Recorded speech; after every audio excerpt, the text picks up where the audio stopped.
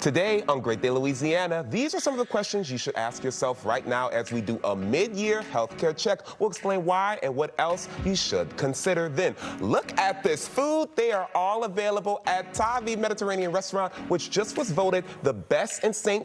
Tammany Parish for the second consecutive year. We'll get a taste on how they got there. Plus, everybody, we're showing you how to give the perfect toast here to our loyal Great Day viewers and to these wonderful Toastmasters. Get ready for a great show. Great Day Louisiana starts now.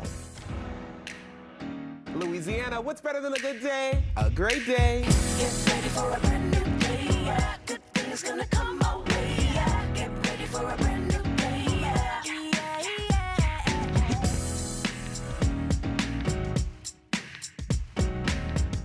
Yes, hello, beautiful people, and thanks so much for watching us here on Great Day Louisiana. I'm Malik Mingo. Thank you all so much for watching us today. Look, we have a great show for you all. We are starting off the show today with our segment, Good to Know. It's a series we are doing here on Great Day where we teach you a brand new skill. And today, we are showing you how to give a toast. Look, it could be scary if you have to do it for a wedding, a retirement party, etc. So we wanted to help you learn how to do it the right way. So today we've invited Gant and Terrill St. Martin. They are here from New Orleans Toastmasters to share some tips. Look, gentlemen, cheers once again. Cheers. Come on. Cheers. Have you ever seen clear champagne before? Probably not, because it's water, but that's okay. That's okay. Delicious. Thank you all so much for being here. This is so interesting because, look, hopefully everybody's going to give a toast one day in life, right? If not, your time is coming. And your first tip, Gant, all about body language. What are the do's and don'ts? Well, 100%, one of the things you want to do is you start to change if you put your body in, if you're putting your head down. Everybody can read you. They start to judge you right before you even start talking.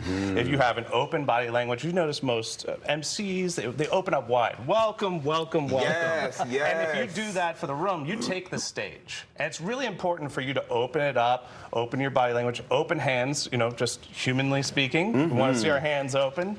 And then you get that whole speech started. So when you start talking, if you have good posture, you're wide open, people know this is somebody worth listening to. Absolutely. And I'm so curious, what about eye contact, right? Because obviously you're giving it to a room full of people. Do I look at the people I'm giving the toast to? Do I look at the crowd? Do I look at neither of them and just focus on one thing?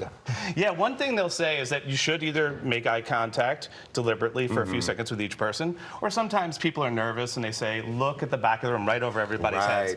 I suggest doing a little bit of both, one eye on a person and one eye at the back of the room. I love that. Those are some great tips for sure. I don't know how I'm going to do that, but I'll figure it out for my next toast. You know what I'm saying? You know, another great thing, Terrill, authentic connection. How do we do that if we've never given a toast before?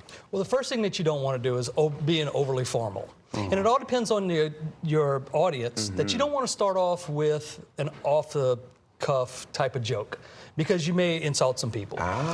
So you just walk out there and you shake it off a little bit and you get a little bit more relaxed. Yes. And then that shows your personality comes out. The audience will see that.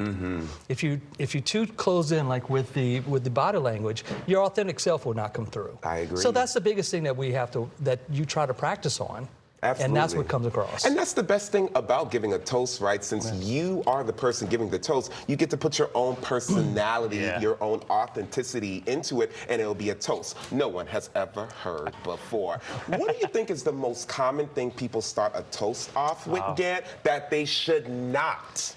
The Merriam-Webster definition of love, or starting off with a quote that really doesn't feel like it fits. You might love quotes, you might love definitions, but the key part here is that you really are working on showing that you know the situation. You're personally connected to the people, and they want to see that warmth. That's what leaks out into the audience and gives us all that good feeling. I love that. Wow. So all the toast I've given talking about a quote, wow, I've been doing it wrong. But that's why we're having this conversation, so we can all be better. Let's talk about the research aspect of it, right? What sorts of things should we be asking the person we're giving the toast for? Should we be asking them questions, or do we want them to be surprised at what we say? Well, it's important, I think, to ask people what they're comfortable with, where you don't want them to go. Ahead of time. It's really important, because if you start talking about that one night in Vegas at a toast, and you really have to start reading the person's face on whether you're going to change it or not, you don't want to be changing a speech mid-sentence. You want to find out what the do's and the don'ts are, but don't ask too much. Leave some room for surprise. Leave some room for surprise. Now, I do like the whole one night in Vegas stories, you know what I'm saying? But don't let it be before they maybe met their significant other or while they were working there before the retirement party. Like, you know, keep that what happens in Vegas, what happens in Vegas. But I do like a little bit of a funny story, a little vocal variety as well. You want to be a little bit expressive when you're giving the toast. You're passionate about the person, I hope, right? Yes, definitely. It's so true. Now, here's my big question. You know, obviously some people don't do a toast well because they're nervous, right? What are you all's biggest tips on overcoming the nerves when you're standing up in front of a group of people? Well, it all depends on how you.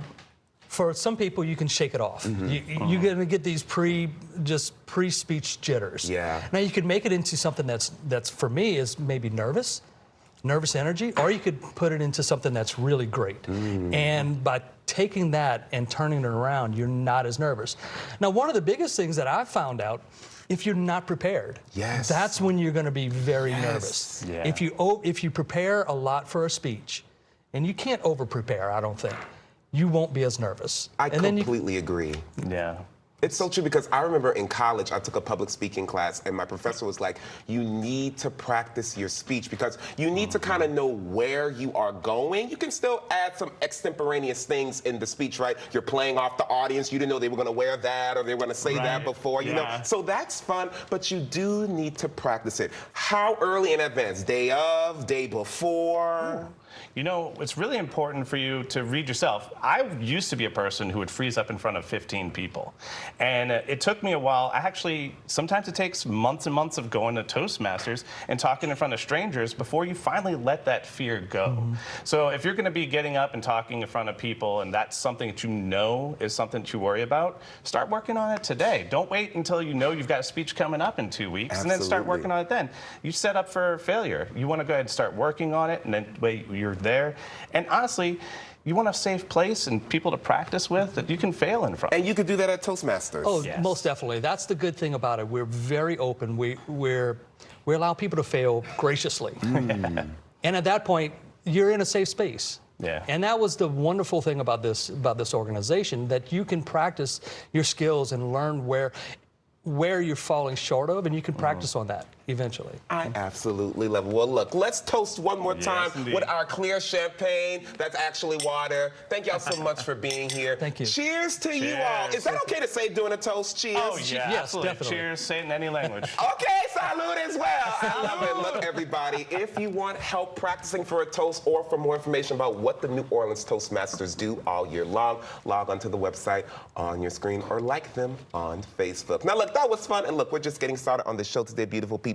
Even though we are way past the 4th of July, you can celebrate America 250 all year long. Dr. Joe Willis is hanging out in our LSMC Health Wellness Center. He's going to show us how to deck out our gardens in red, white, and blue flowers. Stay tuned for that. Plus, everybody, we have food on the show today. One of the North Shore's favorite restaurants, Tavi, they're going to join us in the kitchen right after the break. Stay right there.